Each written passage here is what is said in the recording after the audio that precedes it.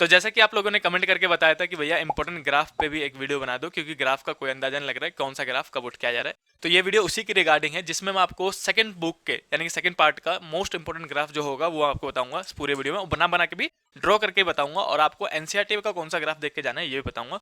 तो इस वीडियो को अंत तक देखते रहना, और जितना मैं ग्राफ इसमें बताऊं एक बार जो बोलूं हाथ से लिख के प्रैक्टिस करना है, उसको लिख के प्रैक्टिस कर लेना, और एक बार कुछ को सिर्फ गो थ्रू होना है, उसको सिर्फ गो थ्रू होना है, मतलब एक बार देख के जाना है बस। तो चलो स्टार्ट करते हैं, बिल्कुल एंड से स्टार्ट करेंगे, चैप्टर नंबर 14 से सेमीकंडक्टर से स्टार्ट करेंगे।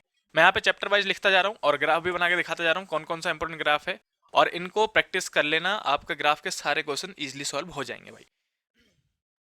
हो जाएंगे भाई। तो चलो जल्दी स्टार्ट करते हैं चैप्टर नंबर 14 जो कि है सेमीकंडक्टर। सेमीकंडक्टर में सबसे पहला ग्राफ आता है फॉरवर्ड बायसिंग का और रिवर्स बायसिंग का। फॉरवर्ड, और मैं यहाँ पे दूसरा लिख देता हूँ रिवर्स, यहाँ लिख देता हूँ, देखो फॉरवर्ड बायसिंग और रिवर्स बायसिंग, रिवर्स बायसिंग। तो फॉरवर्ड और रिवर्स बायसिंग में ग्राफ पता होना चाहिए आपको। देखो मैं आपको बताता हूँ, बहुत आसान है। फॉरवर्ड बायसिंग का ग्राफ फर्स्ट क्वाड्रेंट में बनता है, रिवर्स बायसिंग का ग्राफ थर्ड क्वाड्रेंट में बनता है। किसका ग्राफ होता है ये? आई वर्सेस वी।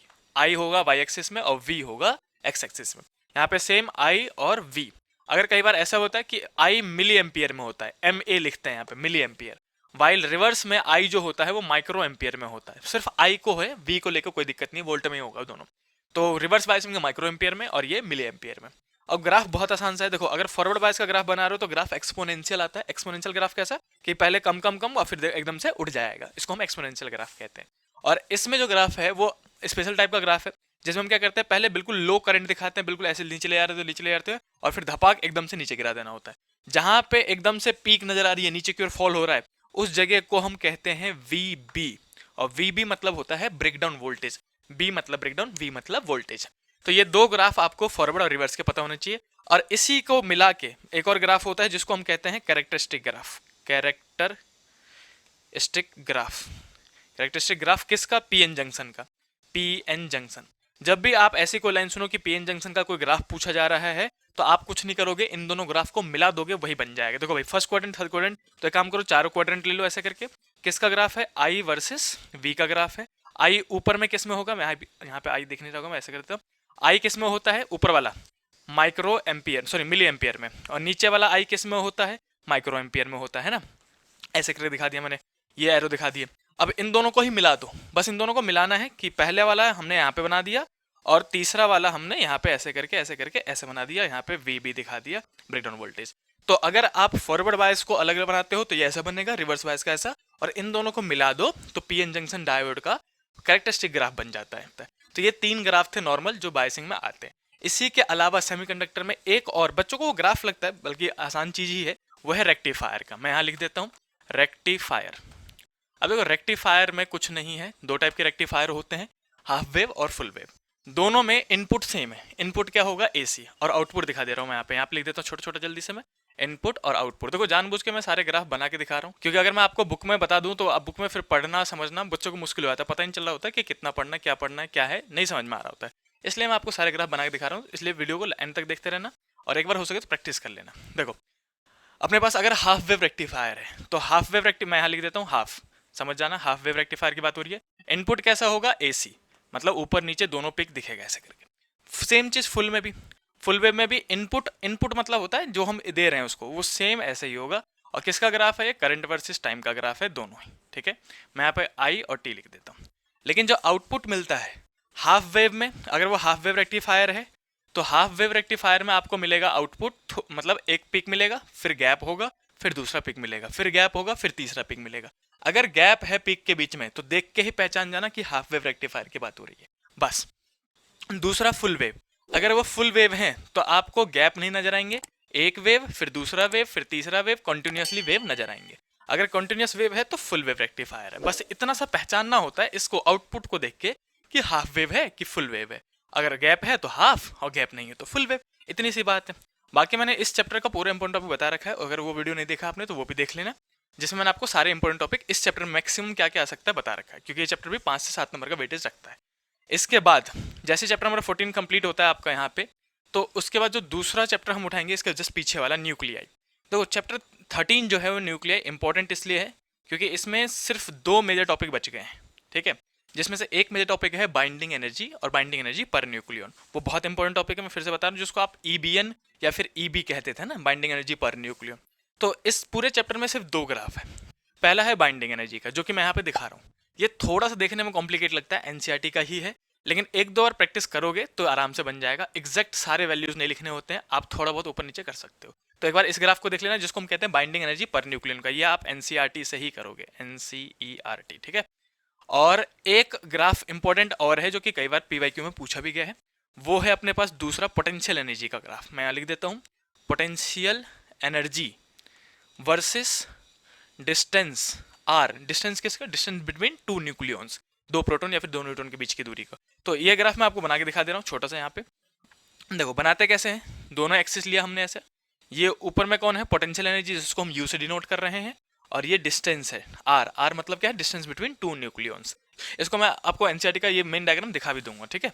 अब इसका ग्राफ बनता कैसे है? वाई एक्सिस के नीचे से स्टार्ट होता है, सॉरी एक्स एक्सिस के नीचे से स्टार्ट होता है, नीचे से स्टार्ट होता है, थोड़ा और नीचे जा रहा होता है, एकदम से पीक जाता है और फिर एकदम से हाइक आ जाता है।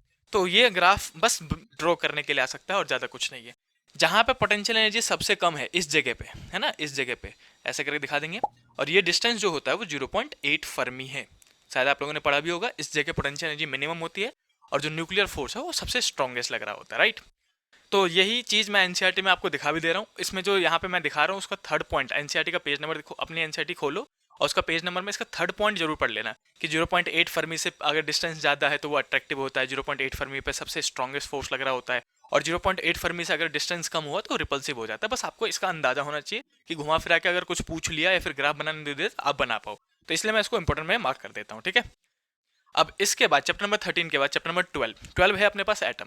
देखो एटम में ऐसा कोई ग्राफ इंपॉर्टेंट तो नहीं है, लेकिन ये वाला एक क्वेश्चन है जो कि बहुत बार पूछा जाता है। बच्चे इसको भी कंफ्यूज लेंगे, ग्राफ समझ लेते हैं। ये ग्राफ नहीं है, ये एक्सपेक्ट्रल सीरीज का ही एक अपने पास टाइप्स ऑफ क्वेश्चन कह सकते हैं। तो इस टाइप के क्वेश्चन मैं आपको 2-3 नीचे डिस्क्रिप्शन में दूंगा, और हमारे टेलीग्राम पे भी हमने ऐसे क्वेश्चन शेयर कर रखे हैं, तो आप वहां से भी जाके उनको देख सकते हैं। उनके आंसर्स भी है, एक दो बार प्रैक्टिस करोगे समझ जाओगे आप। तो चैप्टर नंबर 12 में ऐसा कोई ग्राफ नहीं है, लेकिन चैप्टर नंबर 11, जो चैप्टर नंबर 11 है, मैं यहाँ पे लिख देता हूँ चैप्टर नंबर 11 है अपने पास डुअल नेचर। अब देखो डुअल नेचर में अपने पास ग्राफ है सिर्फ 3। ये मैं बार बार हर वीडियो में, जब मैंने डुअल नेचर का वीडियो बनाया है, मैंने आपको बार बार बताया कि वो तीनों ग्राफ लिख लिख के प्रैक्टिस करने हैं भाई साहब। उसको छोड़ना मतलब नुकसान करने जैसी बात है।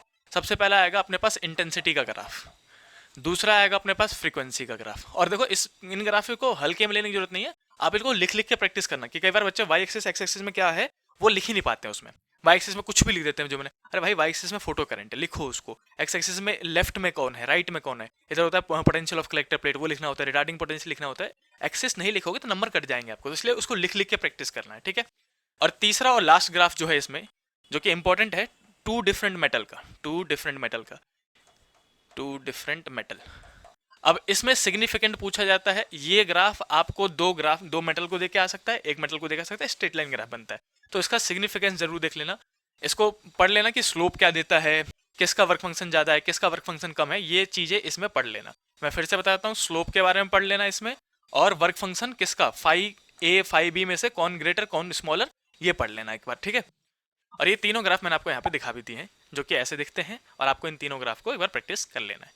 इसके बाद अपने पास चैप्टर नंबर 10 आता है। देखो चैप्टर नंबर 10 में भी वेव ऑप्टिक्स है, चैप्टर नंबर 10, उसमें भी ऐसा कोई ग्राफ नहीं है, लेकिन मैं आपको फिर भी 2 चीजें बता देता हूँ, जिसको देखते ही, जैसे इसमें आप हाफ वेव और फुल वेव देखते पहचान जाओगे, गैप है तो हाफ वेव, नहीं तो फुल वेव। ऐसे ही मैं आपको 2 ग्राफ बता रहा हूँ इंटेंसिटी का, बस जिसको देखते ही पहचान जाओगे आप कि इंटरफेरेंस हो रहा है कि डिफ्रैक्शन। चैप्टर नंबर 10 तो इंटरफेरेंस और डिफ्रैक्शन का है ना।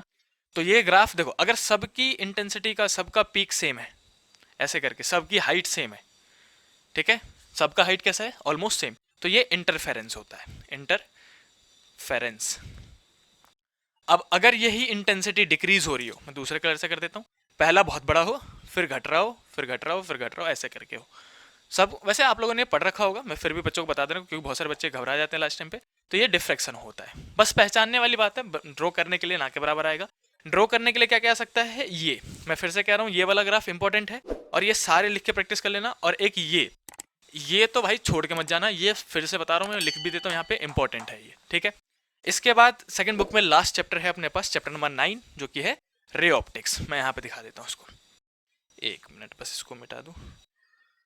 Chapter number 9 ray optics. Ray optics में भी बहुत फेमस ग्राफ नहीं है, बस एक ग्राफ है वो देख लो आप, जो कि इंपॉर्टेंट भी है और छोड़ के नहीं जाना चाहिए। अगर आपका टारगेट 90-95 प्लस है तो छोड़ के तो नहीं जाना चाहिए भाई। देखो रे ऑप्टिक्स की बात करेंगे हम। रे ऑप्टिक्स इसमें सिर्फ एक ही ग्राफ है और वो है अपने पास मिनिमम डेविएशन का graph. Graph of minimum deviation with incident angle. मैं लिख भी देता हूँ यहाँ पे, मिनिमम डेविएशन डेल्टा मिनिमम आपने पढ़ रखा होगा वर्सेस एंगल आई। एंगल आई मतलब है इंसिडेंट एंगल, इसका ग्राफ बनता है। वो कैसा बनता है मैं आपको अंदाजा देता हूँ, आप देख भी लेना एनसीईआरटी में खोल के इसको पलट के एक बार।